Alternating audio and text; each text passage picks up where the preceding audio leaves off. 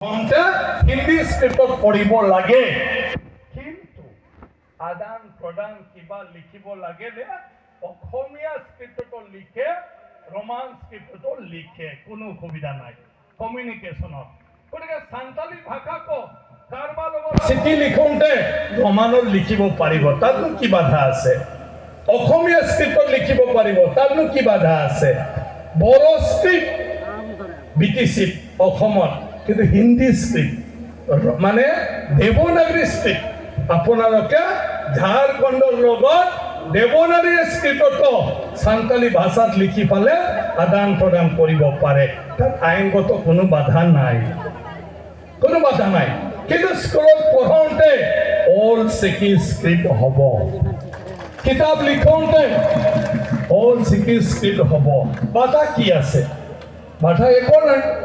বাকী আমি মানুহৰ লগত যেতিয়া কমিউনিকেশ্যন কৰোঁ, যিকোনো স্ক্ৰিপ্ট আমি ব্যৱহাৰ কৰিব পাৰোঁ, যিটো মানুহে যি দেশত বুজি পায় এওঁলোকৰ স্ক্ৰিপ্টত আমাৰ ভাষাত আমি লিখি দিম, তাত একো প্ৰব্লেম নাই, হয় নে নহয়?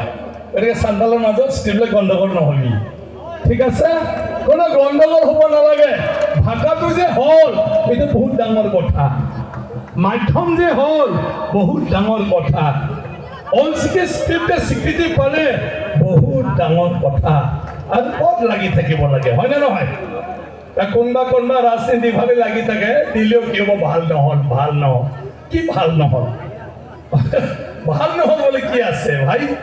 ভাষাটো লিখি থাকিলে হ'ল। আৰু তুমি কাকবা লিখিলে, বড়ো মানুহক লিখিলে হিন্দী আখৰত লিখিলে হ'ল, অসমীয়াৰ লগত লিখিলে বা অসমীয়া আখৰত লিখিলে হ'ল। আজি মোক যে এতিয়া লিখি দিছে অসমীয়া আখৰত লিখি দিছে, এই মাত্ৰ অলপ যে গণ্ডগোল হৈছে, হয় না? অলপ গণ্ডগোলটো মোৰ, কাৰণ সান্তালী মই উচ্চাৰণটো ইমান নাজানো, হয় না নহয়? কিন্তু কালি পৰহি প্ৰয়োগ হোৱাৰ পিছত চবে জানিব, তাক লৈ একো সমস্যা নাই। তো আমি অসম চৰকাৰক ধন্যবাদ দিব লাগিব। আমাৰ অসমত প্ৰাচীন জাতি, প্ৰাচীন ভাষা, আদিবাসী মানে কি? চবতকৈ আগৰ আদি এই জাতিটো হ'ল আদি জাতি।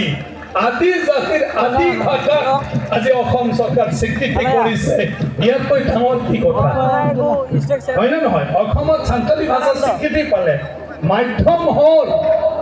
আৰু সেইদিনা বিধানসভাত মুখ্যমন্ত্ৰীয়ে কৈছে ইয়াৰ পৰা লাহে লাহে অসমৰ আমি সহযোগী চৰকাৰী ভাষা কৰিম।